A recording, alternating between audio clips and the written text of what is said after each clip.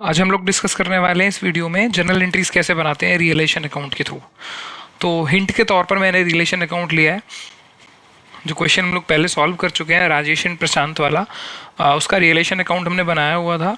तो अगर realisation account बनाने को नहीं आता क्वेश्चन के अंदर और क्वेश्चन हमसे पूछता है जनरल एंट्री के बारे में, तो क्या जनरल एंट्री किस तरीके से हम लोग किस थिंकिंग के साथ बना सकते हैं वो डिस्कस करने वाले हैं।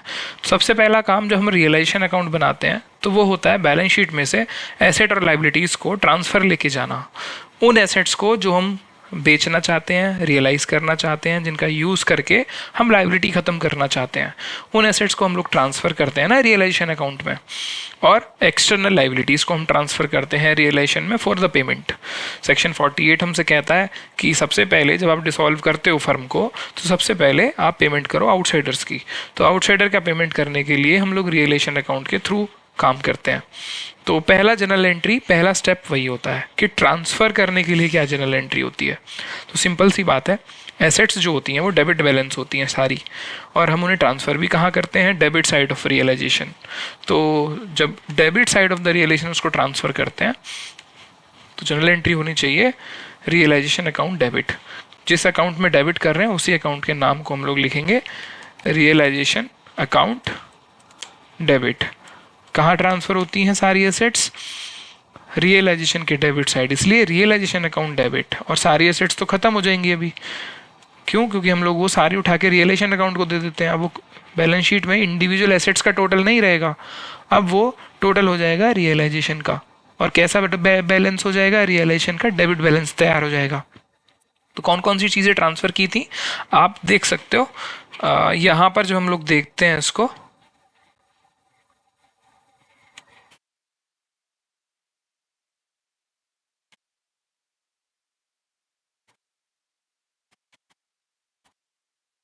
ये वाली चीज़ें, सॉरी, ये पिक्चर के अंदर ये जो पोर्शन था जहाँ रिलेशन में डेबिट साइड हमने debtor, investment, stock, furniture, building ये सब ट्रांसफ़र किए थे, इसी को ट्रांसफ़र करने के लिए एंट्री बना रहे हैं हम लोग इस बार। Realisation account debit to debtors account. अभी डेटर्स की कोई वैल्यू नहीं बचेगी आफ्टर ट्रांसफरिंग ईयर, ना डेटर बचेंगे, देन ना इन्वेस्टमेंट रहेगी, उसके बाद ना स्टॉक रहेगा,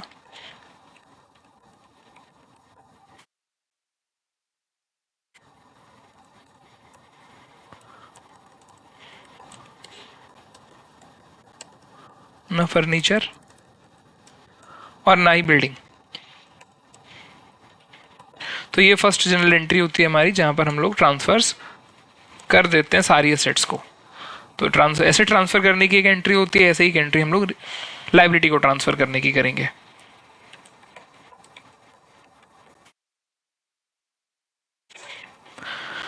अब लाइबिलिटी कहाँ ट्रांसफ़र होती है, credit side of realisation, credit side of realisation. तो रियलाइजेशन अकाउंट क्रेडिट होगा और एसेट्स खत्म हो जाएंगी, इसलिए एसेट्स डेबिट होंगी। तो सेकेंड एंट्री में हम लोग क्या करेंगे, सारी लाइबिलिटी को खत्म करने के लिए डेबिट करेंगे लाइन से, provision for doubtful debts account debit.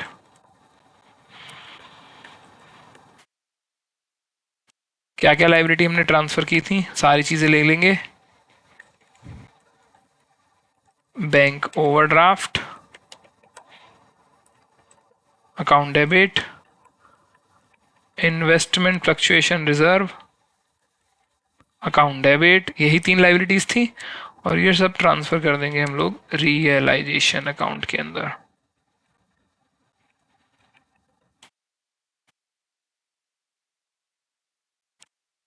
Being relation transferred, value fill कर देते हैं। डेटर की थी 26,000, 40,000 थी हमारी इन्वेस्टमेंट, स्टॉक 10,000 का था, फर्नीचर भी 10,000 का था और बिल्डिंग थी 60,000 की।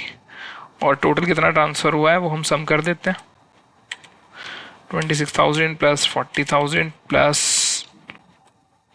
20,000 प्लस 60,000, तो अप्रॉक्स 1,46,000 का पेमेंट ट्रांसफ़र होता है यहाँ पे। और लाइबिलिटीज़ की वैल्यू फिल करें तो 2,000 का प्रोविजन था, 30,000 का बैंक ओवरड्राफ्ट और 20,000 का इन्वेस्टमेंट फ्लक्चुएशन रिजर्व। ओवरऑल अगर हम इनका टोटल करें 52,000।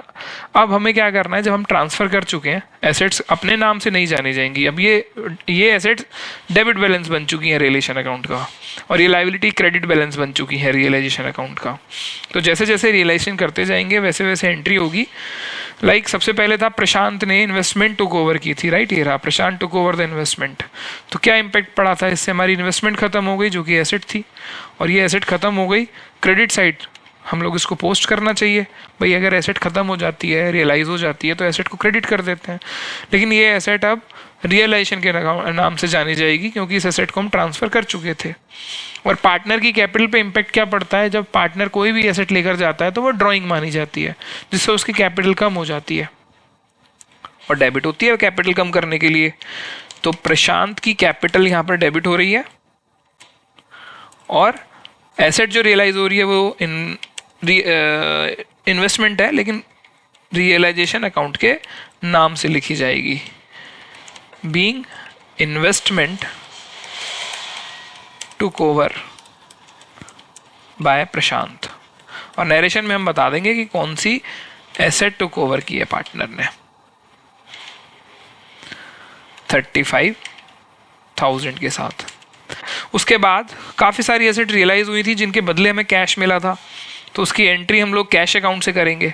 कैश इंक्रीज हुआ था ना एसेट्स रियलाइज करके, तो कैश अकाउंट डेबिट,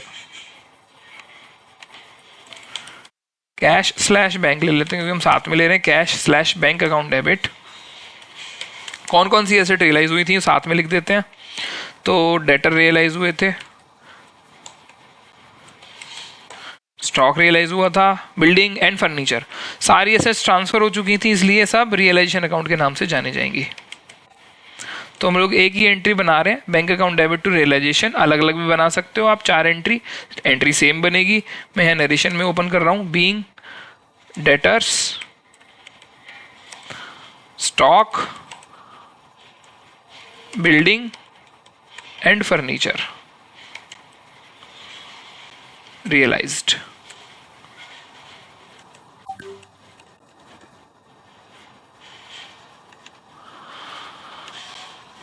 $144,500 से रियलाइज होती है। लाइबिलिटीज की जो पेमेंट हुई थी उसमें कैश का यूज हुआ था, और लाइबिलिटी हमारा क्रेडिट बैलेंस होता है, ख़त्म करने के लिए डेबिट करेंगे, वही बात आती है, रियलाइजेशन के नाम से ख़त्म करेंगे। तो रियलाइजेशन अकाउंट डेबिट, और पैसा दे रहे हैं हम लोग cash and bank balance will reduce, तो क्रेडिट हो जाएगा।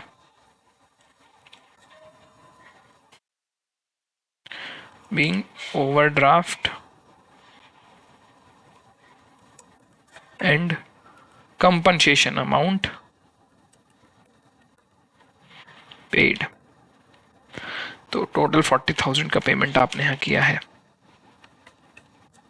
और इसके बाद हमने डेबिट और क्रेडिट साइड का टोटल देखना है कि रियलाइजेशन कितनी बार डेबिट हुआ, कितनी बार क्रेडिट हुआ, कंपैरिजन करना है, और प्रॉफिट लॉस निकालना है। जैसा कि हम लोगों ने देखा था कि क्रेडिट साइड ज़्यादा थी और डेबिट साइड कम थी। डेबिट साइड कम थी 45,500 से, तो उसके लिए हम लोग जनरल कर देंगे, जिससे पार्टनर की कैपिटल इंक्रीज हो जाएगी।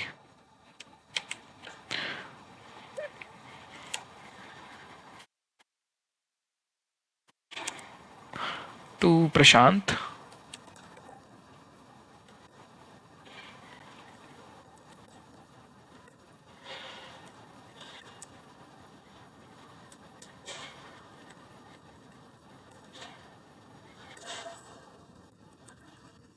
एंड राजेश कैपिटल 45,500, और इसको हमने डिस्ट्रीब्यूट किया था लगभग ऐसे।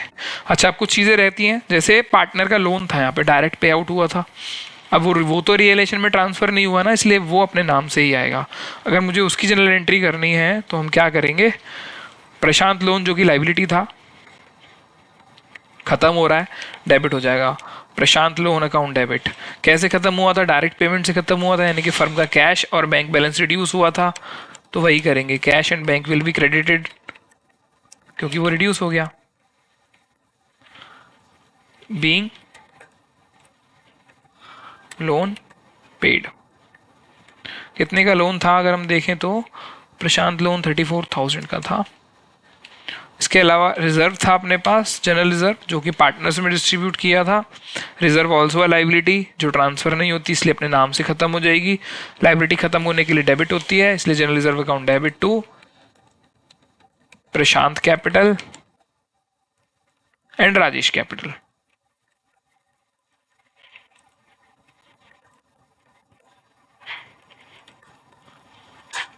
और यहां पर क्वेश्चन हो जाता है खत्म।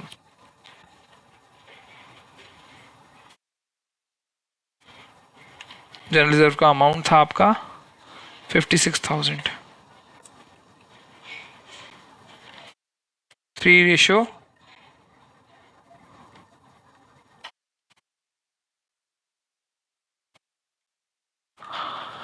तो इसी के साथ क्वेश्चन खत्म होता है इस जर्नल एंट्री के साथ।